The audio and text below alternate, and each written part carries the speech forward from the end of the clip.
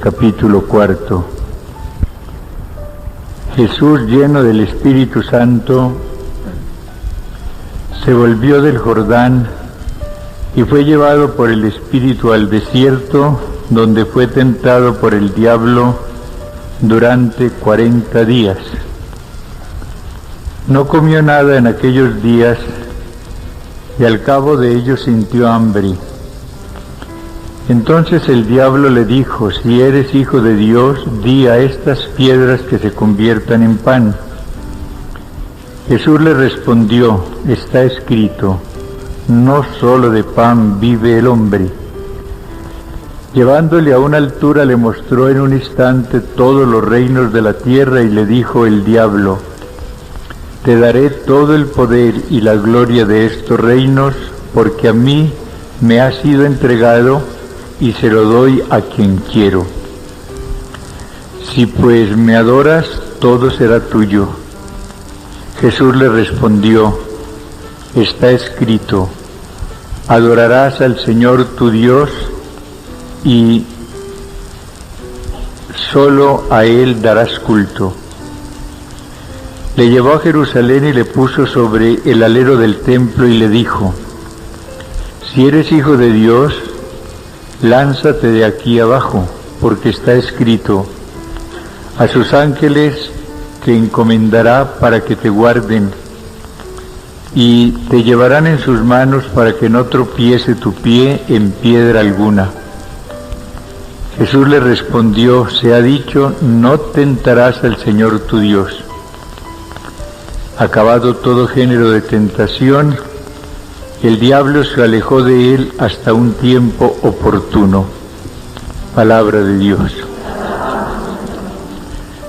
Hacemos, Señor, nuestro acto de fe en tu presencia espiritual y adorable aquí en medio de nosotros. Queremos darte gracias por todas las manifestaciones de tu amor, Señor. Y hoy de nuevo te damos gracias por nuestra vocación sagrada. Tú nos llamaste, Señor, por puro amor, no lo merecíamos. Nos hemos reunido, Señor, con el deseo de reflexionar a la luz de tu palabra sobre tu plan amoroso sobre cada uno de nosotros y sobre la respuesta que debemos dar a tu amor. Te pedimos, Señor, que derrames todas tus bendiciones sobre nosotros en este retiro. Yo te pido, Señor, que pongas tus palabras en mis labios, que pongas mucha luz en todas nuestras inteligencias, mucho amor en todos nuestros corazones y un firme deseo, Señor, en nuestra voluntad de servirte, de glorificarte, de amarte todos los días, más y más, con el amor de tu Santo Espíritu.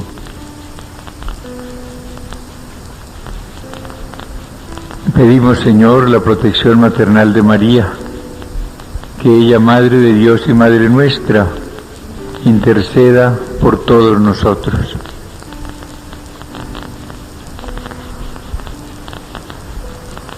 Yo creo que, estando como estamos en el tiempo de Cuaresma, es bueno que reflexionemos sobre esta permanencia del Señor lleno del Espíritu Santo en el desierto, su entrega a una oración intensa, a un ayuno prolongado de 40 días y a su encuentro con el demonio en la tentación y la victoria que con la fuerza del Espíritu Santo consigue el Señor sobre el diablo. El texto que leímos de San Lucas empieza con una afirmación en la cual nosotros a veces no nos detenemos como es debido y que es la clave para entender todo el ministerio del Señor. Jesús, lleno del Espíritu Santo, se volvió del Jordán.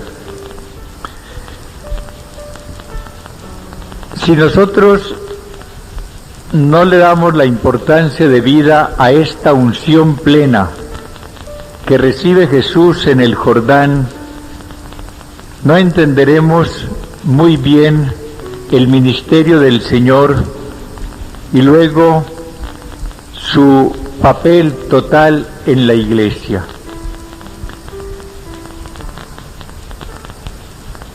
En el Jordán se realiza la gran unción del Espíritu Santo en Cristo. Desde ese momento Él es verdaderamente el Cristo. Cristo quiere decir el ungido. Pero recibe una unción en plenitud. Lleno del Espíritu Santo, se volvió del Jordán. Recordemos que el día de Pentecostés, San Pedro pronuncia el gran querigma, el gran anuncio de aquellas verdades fundamentales que son las que deben decidirnos por el Señor. Pedro anuncia cómo el Señor Jesús fue llevado a la muerte por los judíos, pero resucitó al tercer día, fue resucitado por Dios, dice San Pedro. Y ese Jesús muerto y resucitado es proclamado por el Padre, Señor y Cristo. A veces el querigma lo reducimos a esos 3 puntos: Cristo murió, segundo, Cristo resucitó, y tercero, fue constituido Señor por el Padre. Pero el querigma hay que completarlo como Pedro con esas palabras: fue constituido Cristo, es decir, fue ungido por el Espíritu Santo. Y ese Cristo, ungido en plenitud por el Espíritu Santo, es el que unge precisamente con ese mismo Espíritu a su Iglesia. Nosotros somos Cristos, somos cristianos desde el bautismo. ¿Por qué? Porque ese día nosotros recibimos la misma unción que recibió Cristo en el Jordán. En el Jordán, no a través del bautismo de Juan, que era únicamente bautismo de conversión, sino al salir del agua y estando en oración, como nos dice San Lucas, recibe la unción plena del Espíritu Santo. Desde ese momento, Él, el Cristo, obrará siempre, como lo veremos ahora más detalladamente, bajo la guía del Espíritu Santo, y obrará siempre con la fuerza del Espíritu Santo. Pero Cristo, o sea, el ungido por el Espíritu, derrama su Espíritu sobre la Iglesia. Y esa primera efusión del Espíritu Santo la recibimos nosotros el día de nuestro bautismo. Desde ese día nosotros somos cristianos, es decir, ungidos. Y es que a una cabeza ungida como es Cristo debe corresponder un cuerpo ungido. Y es donde vemos nosotros la presencia del Espíritu Santo en el Cristo total, en la cabeza que es el Señor, a quien unge en plenitud, y luego en nosotros, los miembros de su Iglesia, cristianos o Cristos, es decir, ungidos por el mismo Espíritu Santo. Nunca ustedes contemplen al Espíritu Santo como a un lado de Jesús. Contémplenlo en Jesús. Jesús está lleno del Espíritu Santo. Por eso el Espíritu Santo es llamado varias veces en San Pablo, por ejemplo, en la carta a los Romanos, el Espíritu de Cristo. Es el Espíritu de Jesús porque está plenamente en Él y desde allí se nos comunica. El que nos da el Espíritu Santo es el Padre, pero el Padre nos lo da por medio de Cristo. O sea que Cristo ha sido ungido plenamente por el Padre para que de esa unción plena podamos participar nosotros. Yo quiero insistir en este punto porque para muchas de ustedes quizás el Espíritu Santo sea como un añadido en la vida cristiana y un añadido a veces también en Cristo. Nuestro Señor es el Cristo, es decir, el ungido por el Espíritu Santo. Recuerden que cuando Pedro hace la profesión de fe, le dice: tú eres el Cristo de Dios. Y esa confesión la hace Pedro iluminado por el Padre. No han sido ni la sangre ni la carne quienes te han revelado esto, sino mi Padre que está en los cielos. Esa es la gran visión que da el Padre acerca de nuestro Señor. Es el Cristo de Dios. O sea, el Verbo encarnado ungido por el Espíritu Santo y ungido en plenitud. Cuando nosotros nos llamemos cristianos, cuando recordemos nuestro bautismo, recordemos que este título y este sacramento deben corresponder a una gran realidad: la presencia y la acción del Espíritu Santo en nosotros. Nosotros nos asemejaremos a Cristo en nuestra cabeza en la medida en que seamos Cristos, es decir, en la medida en que estemos ungidos por el Espíritu Santo. Y enseñemos mucho esto a los jóvenes, a los miembros de los grupos de oración, a todas las personas. Nuestra gran realidad es la de cristianos, la de ungidos, ungidos como miembros de un cuerpo que pertenece a una cabeza ungida. A una cabeza ungida debe corresponder un cuerpo ungido.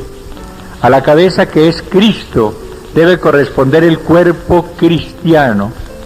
Nosotros, Cristos, miembros de ese cuerpo cuya cabeza es Cristo el Señor. De modo que no nos contentemos con proclamar a Cristo Señor. Completemos con el gran pregón que da Pedro: sepa con certeza toda la casa de Israel que a este Jesús, a quien habéis crucificado, Dios lo ha constituido Señor y Cristo. El Señor que obra con el poder del Espíritu, el Señor ungido con la plenitud del Espíritu. ¿Qué hace Cristo lleno del poder del Espíritu? Es llevado por el Espíritu al desierto. ¿Cómo quisiera yo insistir en que el distintivo de Cristo es el de dejarse conducir siempre por el Espíritu, del cual fue colmado en el Jordán después de su bautismo? Cristo, lleno del Espíritu Santo, es conducido por el Espíritu, es llevado por el Espíritu. Ahora es llevado al desierto. Después, en el versículo 14 de ese capítulo 4, nos dirá San Lucas: Jesús volvió a Galilea por la fuerza del Espíritu. A todas partes va Jesús, lleno del Espíritu, conducido siempre por Él. A veces nosotros nos quedamos con esa primera realidad, la de ungidos, de cristianos, pero sin dejarnos en la práctica conducir por el Espíritu Santo. Recuerden lo que dice San Pablo en el capítulo 8 de la carta a los Romanos: los que son conducidos por el Espíritu Santo, esos son los hijos de Dios. Cuando una persona se entrega dócilmente a la conducción del Divino Espíritu, empieza a caminar por sendas de perfección.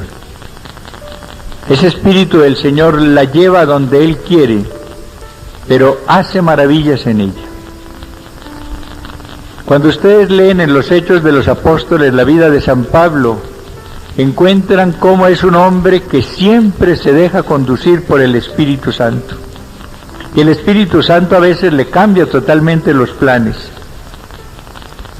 Cuando él pensaba ir, por ejemplo, a Éfeso, el Espíritu lo llevó a Macedonia. Él quería viajar al sur. El Espíritu Santo lo condujo a Occidente. La gran sabiduría de un cristiano es la de dejarse conducir por el Espíritu Santo. En nosotros hay una fuerza muy grande que quiere arrastrarnos al pecado. Es aquella ley de la carne de la cual habla San Pablo, una ley contraria a la ley del Espíritu. Y San Pablo dice que por eso muchas veces hace lo que no quiere y no hace lo que quiere hacer. En nosotros estará siempre esa lucha entre el Espíritu del Señor, que quiere llevarnos a Cristo, que quiere llevarnos a lo más perfecto, y el espíritu carnal, el espíritu del mal, que querrá llevarnos al pecado, alejarnos de Jesús. Esa realidad es la que se presenta en el momento de la tentación. Cristo es llevado por el Espíritu al desierto, nos dice San Lucas, para ser tentado por el diablo. No, San Lucas dice al desierto en donde es tentado por el diablo, y San Mateo dice expresamente que es llevado por el Espíritu al desierto para ser tentado por el diablo. Y vamos a detenernos un poco en este punto que es muy importante en nuestra vida consagrada. Nosotros, al lado de esta fuerza del Espíritu que recibimos desde el bautismo, encontramos toda aquella fuerza del mal que quiere llevarnos a la perdición. Y Jesús, al padecer las tentaciones antes de dar comienzo a su ministerio público, nos enseña dos cosas: cómo es preciso liberarse primero del demonio para poder después liberar a los demás del demonio. El Espíritu Santo lleva a Jesús al desierto, en donde Jesús va a recibir toda la fuerza de la tentación demoníaca, pero para vencerla con la fuerza que tiene del Espíritu Santo. Nosotros no podemos evitar la tentación. Cristo por eso quiso padecerla, para mostrarnos que sus cristianos, sus ungidos, los miembros de su cuerpo místico, padecerían a lo largo de sus vidas la tentación en sus diversas manifestaciones. La tentación de Jesús no es de un momento, ni de una sola clase. Es una tentación repetida. Quizás fueron muchas más las tentaciones a que se sometió Cristo durante esos días, pero encontramos enumeradas tres principales. La tentación de la gula, de la satisfacción de halagos corporales. El demonio aprovecha el hambre que tiene Cristo por su largo ayuno para decirle que si es hijo de Dios, diga a esas piedras que se conviertan en panes. Después le propondrá la tentación de la ambición. Delante de él pondrá todos los reinos de la tierra y se los ofrecerá si postrado en tierra lo adora. El demonio le dice que esos reinos son suyos y no le está diciendo una mentira. Él es el príncipe de este mundo. El Señor también lo vencerá con esas palabras: adorarás al Señor tu Dios y solo a Él servirás. Y después el demonio le pondrá la tentación del orgullo, cuando le invita a lanzarse desde el pináculo del templo para que los ángeles lo reciban en sus manos y cause una admiración que atraiga los aplausos de todos los que estén allí cerca del templo. El Señor dirá a Satanás: no tentarás al Señor tu Dios. En este relato encontramos un hecho muy importante para que lo tengamos en cuenta, y es que Jesús vence siempre al demonio con la palabra inspirada, con la palabra de Dios. A cada tentación responde con un texto del Deuteronomio. No solo de pan vive el hombre, que está en el capítulo 8, versículo 3 del Deuteronomio. Adorarás al Señor tu Dios y solo a Él darás culto, en el capítulo 6, versículo 13 de ese Deuteronomio. No tentarás al Señor tu Dios, en el versículo 16 también de ese capítulo 6 del Deuteronomio.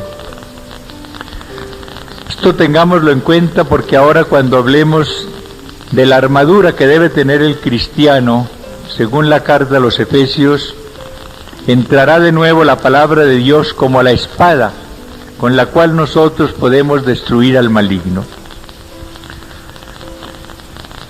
¿Cuáles son las lecciones que a primera vista aparecen de la lectura de este texto? Primero, cómo una persona llena del Espíritu del Señor está sujeta también a la tentación. Hay muchas personas que se desalientan en su vida espiritual por las tentaciones reiteradas que padecen a lo largo de su vida.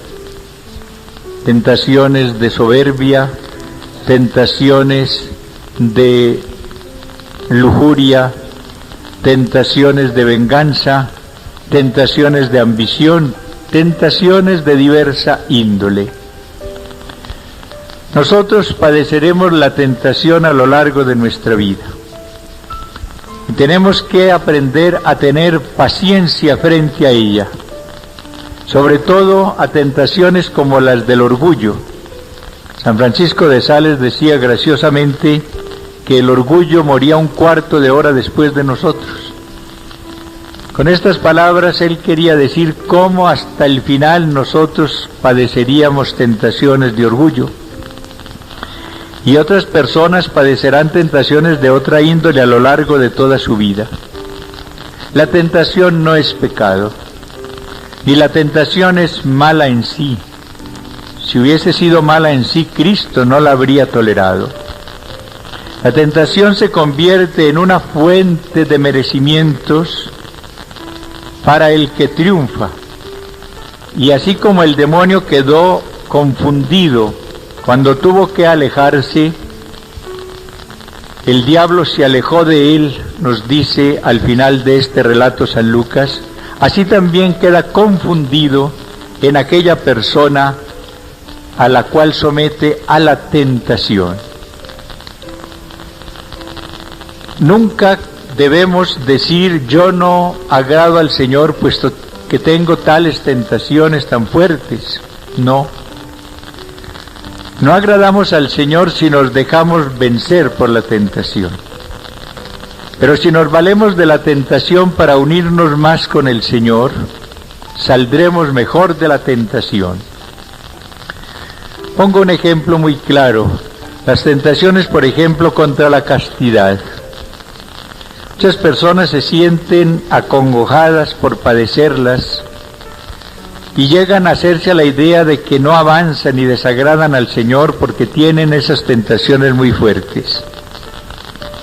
Esa tentación puede llevar a la persona, si se entrega a ella, a un pecado grave, pero puede ser fuente de una unión más íntima con el Señor. Si esa persona consagrada, que le ha consagrado su cuerpo, su castidad al Señor, en el momento de experimentar una lucha fuerte, le dice a Jesús, de nuevo te entrego mi cuerpo, no quiero complacerme en él, no quiero entregarlo a nadie, te lo he dado y ahora en este momento de lucha te reitero esa entrega. ¿Qué pasa con esa tentación? Que deja a esa persona más cerca de Cristo. Esa persona queda con más méritos. Puede sentir lo que quiera, pero mientras no consienta, no desagradará al Señor.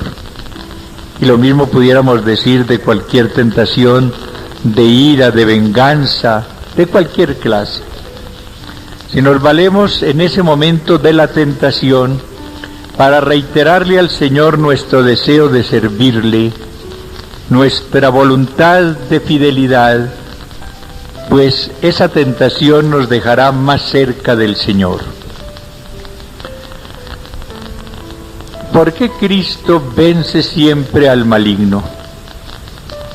Porque está lleno del Espíritu Santo en primer lugar, y luego porque es un hombre de profunda oración y también de intensa mortificación. El primer medio para triunfar en el momento de la tentación es contar ante todo con la fuerza del Espíritu Santo. San Pablo, en ese capítulo 6 de la carta a los Efesios, cuando habla en el versículo 10 y siguientes del combate espiritual, dice: por lo demás, fortaleceos en el Señor y en la fuerza de su poder. Es una repetición de la misma palabra, fuerza y poder, para mostrarnos cómo la necesidad primordial en el combate espiritual que todos tenemos que soportar es tener la fuerza de Dios, que es el Espíritu Santo. Recibiréis el poder del Espíritu. Jesús no solamente se deja conducir por ese Espíritu Santo del cual está lleno, sino que siempre obra movido por el poder del Espíritu. Con ese poder del Espíritu vence al maligno cuando lo acecha, cuando le pone sus tentaciones, y lo vence después en las personas. Si yo con el poder del Espíritu arrojo los demonios, es porque ha llegado a vosotros el reino de Dios. No olvidemos eso. Cristo triunfa del demonio en su persona y en los demás porque está lleno del poder del Espíritu. Él no triunfa con su fuerza humana. Él triunfa del maligno con la fuerza del Espíritu Santo. Lo que a veces nos lleva a sucumbir fácilmente es el orgullo. El creer que con nuestras solas fuerzas lograremos triunfar. Triunfa el débil, el que se siente débil, el que no confía en sus propias fuerzas y pide por lo tanto la fuerza del Espíritu del Señor. Aquellos que dicen: yo tengo una gran fuerza de voluntad, yo puedo exponerme a tal peligro, seguramente no sucumbo, son los que caen primero. El primer secreto para no sucumbir a la tentación es sentirse débil. Y sentirse débil para evitar entonces aquella ocasión que puede llevarlo a uno a la ruina. La persona que se siente débil no se expone a tal peligro con tal persona, con tal diversión, con tal película, no. Esa persona dice: yo soy débil, luego no me expongo. Y pide la fuerza del Espíritu. Y con esa fuerza del Espíritu que pide, triunfa. Y la victoria no la deja uno orgulloso, sino agradecido. Porque uno sabe: yo he conseguido triunfar no por mis propias fuerzas, sino por la fuerza del Espíritu que está en mí. Cristo, a esta fuerza del Espíritu, une la oración y el ayuno. Cuando una persona se llena del Espíritu del Señor, busca ante todo la oración. No olvidemos esto. Es uno de los efectos primeros de la presencia y de la acción del Espíritu Santo en una persona, el aprecio por la oración personal, que es irreemplazable, por la oración litúrgica, que tiene como centro la Eucaristía, y por la oración comunitaria, que es riquísima por el poder que tiene para alcanzar bendiciones especiales del Señor. A esa oración Cristo une la mortificación. Nosotros, si queremos conservarnos en nuestro compromiso con el Señor, debemos llenarnos de su Espíritu Santo, del poder de su Espíritu. Debemos ser personas de oración, pero también personas mortificadas. Los que son de Cristo crucifican su cuerpo con sus vicios y sus concupiscencias. Y todos corremos el peligro de dejarnos llevar por los halagos temporales y evitar la mortificación de los sentidos. El Señor quiere que descansemos. El Señor quiere que tengamos diversiones o distracciones sanas, pero sanas. Tenemos que evitar todo aquello que se presenta tan frecuentemente en esta época que ponga en peligro este combate espiritual. Revestíos de las armas de Dios, en el versículo 11, para poder resistir a las acechanzas del diablo. Uno no vence al diablo con armas humanas, lo vence con las armas de Dios.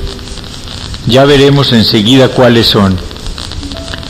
Porque nuestra lucha, dice el apóstol, no es solamente contra la carne y la sangre, sino contra los principados, contra las potestades, contra los dominadores de este mundo tenebroso, contra los espíritus del mal que están en las alturas.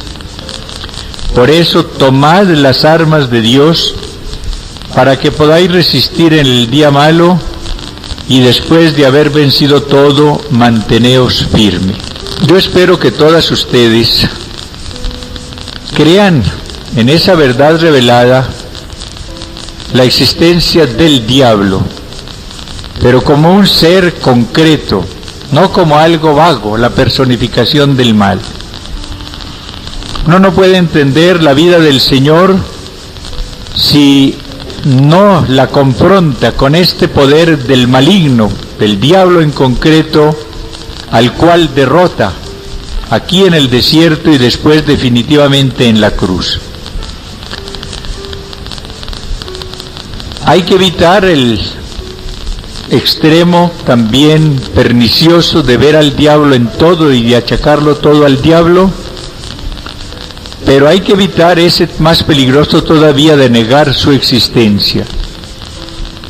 Y más de una persona consagrada ha sido desorientada en los años pasados por más de un expositor, de un conferencista, que se ha burlado de la existencia del demonio como de algo ridículo, propio de una edad oscura ya superada. Aquí se trata de una verdad revelada, que nosotros debemos contemplar con serenidad, pero también con realismo, para no vernos en un momento dado derrotados por esta fuerza del maligno. ¿Cuáles son las armas de Dios que debemos emplear para triunfar sobre el demonio? En pie, pues, ceñidas vuestra cintura con la verdad y revestidos de la justicia como coraza. Estar en pie, es decir, en actitud de combatientes. Ceñida la cintura con la verdad, una verdad que es Cristo y que podemos encontrar ante todo en su palabra revelada. Calzados los pies con el celo por el Evangelio de la paz. La persona apostólica, la que está verdaderamente preocupada por llevar el mensaje del Señor a muchos hermanos, tiene un arma poderosísima para triunfar sobre el maligno, calzados los pies con el celo por el Evangelio de la paz, embrazando siempre el escudo de la fe para que podáis apagar con él todos los encendidos dardos del maligno. A ese celo apostólico debemos unir esta búsqueda del crecimiento en la fe. Una fe que recibimos en el bautismo como regalo del Señor, pero que debe crecer en nosotros. Los apóstoles sentían la necesidad de ese crecimiento en la fe y por eso le decían a Cristo: aumentanos la fe. Nosotros los consagrados debemos ser personas de fe, de mucha fe, porque esa fe es la que nos sostiene cerca al Señor. Recordemos que la fe no es solamente admitir unas verdades reveladas, sino es ante todo adherirnos a la persona del Señor. Y en la medida en que crezca esta fe, esta unión con el Señor, pues crecerá también nuestra fortaleza para no dejarnos arrancar de Él. Otra arma de Dios: tomad también el yelmo de la salvación y la espada del Espíritu, que es la palabra de Dios. En este combate espiritual hay que usar una espada poderosísima, es la palabra de Dios. Espada del Espíritu, que es la palabra de Dios. ¿Por qué es espada del Espíritu? Porque el Espíritu Santo es el autor principal de esa palabra de Dios. Por eso la llamamos palabra de Dios, porque ha sido inspirada por el Espíritu Santo. En la medida en que nosotros leamos con fervor la palabra de Dios, la asimilemos, la convirtamos en nuestro patrimonio, en esa medida nos llenaremos de fortaleza para resistir al maligno y tendremos a flor de labio el texto oportuno en un momento dado de tentación. El Señor, que había meditado profundamente la palabra revelada en el Antiguo Testamento, encuentra inmediatamente el texto apropiado para rechazar al maligno. Nosotros encontraremos en la palabra de Dios el criterio recto para no dejarnos seducir por un criterio carnal, por un criterio mundano. Y qué fácil es dejarse hoy desorientar por criterios humanos, por criterios carnales. Vivimos en un ambiente que poco a poco nos va envolviendo, y si no estamos asimilando los criterios del Señor, si no estamos teniendo los pensamientos de Dios, en un momento dado nos dejaremos desorientar por los pensamientos o criterios del mal. San Pedro, después de haber proclamado a Jesús como el Cristo de Dios, se deja desorientar por el maligno y le pide al Señor que no vaya a Jerusalén para entregarse a la pasión. El Señor lo rechaza en ese momento con palabras muy fuertes y le dice que sus pensamientos no son los pensamientos de Dios. Tener la mentalidad de Cristo, como dice San Pablo, es un regalo que nos va dando la reflexión madura de la palabra del Señor. No dejemos pasar un día sin leerla, pero no con curiosidad y a la carrera, sin leerla con gusto, con detención, con mucha oración. San Lucas nos dice que el Señor abrió las inteligencias de los apóstoles para que comprendieran las Escrituras. Y damos esa gracia, que Él nos abra nuestras inteligencias para que comprendamos las Escrituras, para que allí descubramos progresivamente los criterios del Señor, los criterios del Espíritu Santo, para que en un momento de tentación nosotros, con la palabra de Dios, rechacemos lo que pueda apartarnos o quiera apartarnos del Señor. Y continúa San Pablo enumerando las armas de Dios para el combate espiritual: siempre en oración y súplica, orando en toda ocasión en el Espíritu. Siempre en oración, orando en toda ocasión en el Espíritu. Fijémonos que no se trata de una oración cualquiera, se trata de la oración en el Espíritu. Judas en su cartica preciosa hablará también de la oración en el Espíritu. Orando en el Espíritu dirá también el apóstol San Judas. ¿Cuál es la oración en el Espíritu? Aquella que está animada por el Espíritu Santo. San Pablo en la carta a los Romanos en el capítulo 8 dice: no sabemos orar como conviene, pero el Espíritu viene en ayuda de nuestra debilidad y ora en nosotros con gemidos inenarrables. Orar en el Espíritu es eso, abrirnos a la acción del Espíritu Santo para que Él ponga en nosotros la oración de vida, la alabanza, la acción de gracias, la súplica. Orar siempre en el Espíritu. No nos pongamos a orar solos, perderíamos el tiempo. Al dar comienzo a la oración siempre pidámosle al Espíritu Santo que venga en ayuda de nuestra debilidad y dejémonos conducir por Él en esa oración. Pero a la oración hay que añadir algo. San Pablo dice: velando juntos con perseverancia e intercediendo por todos los santos. Cuando el Señor en el huerto invita a sus apóstoles a orar, les dice: vigilad y orad para que no caigáis en tentación. San Pablo, que conoció muy bien estas palabras del Señor, tiene buen cuidado en unir a la oración incesante la vigilancia, velando juntos con perseverancia.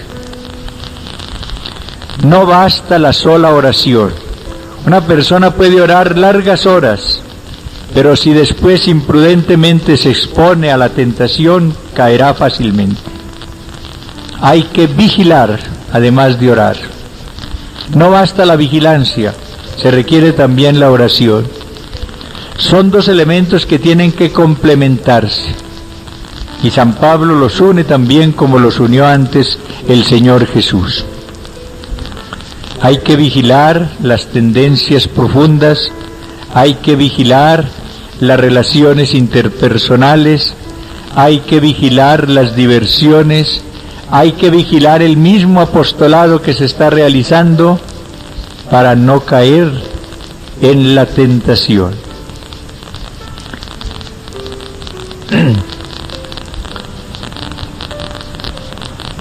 Yo creo que si nosotros estudiamos más detenidamente después, en reflexiones posteriores, la riqueza de estos textos, tendremos una gran luz para nosotros y una gran luz para las personas con quienes realicemos nuestros apostolados.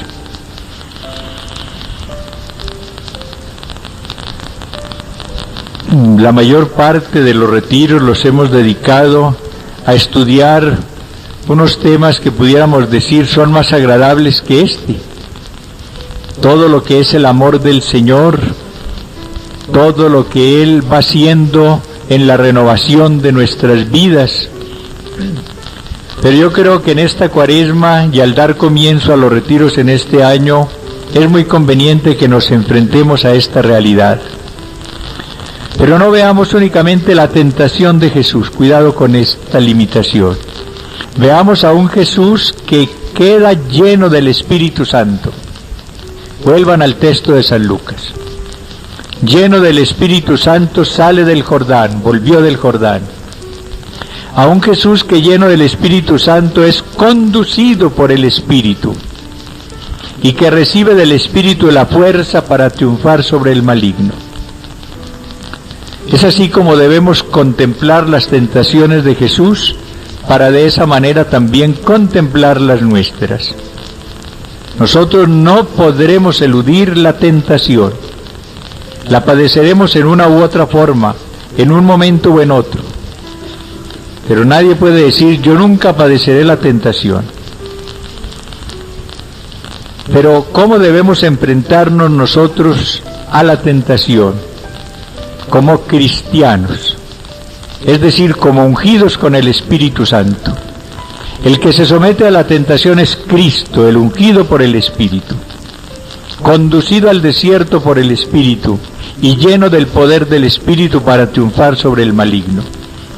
Nosotros los cristianos debemos enfrentarnos a la tentación ungidos con el poder del Espíritu Santo, conducidos por Él y empleando las armas que Él en su palabra divina nos ha revelado y que acabamos de oír. Hoy, en un encuentro personal con el Señor que vamos a tener ahora, revisemos nuestra conducta frente a la tentación. Y la mejor manera de revisar nuestra conducta frente a la tentación es ponernos frente a Cristo en el desierto. ¿Cómo combate Cristo y cómo triunfa Cristo y por qué triunfa Cristo sobre el demonio? Preguntémonos si nosotros los cristianos, los Cristos, los ungidos, estamos imitando verdaderamente al Señor en su lucha y en su victoria sobre el maligno. Tal vez para algunas de ustedes puede ser esta meditación algo importantísimo y quizás definitivo en su vida. Puede ser que se encuentre en un momento de crisis que puede hoy superar con esta visión que nos da el Espíritu del Señor, o esta visión puede servir en un momento difícil en el futuro.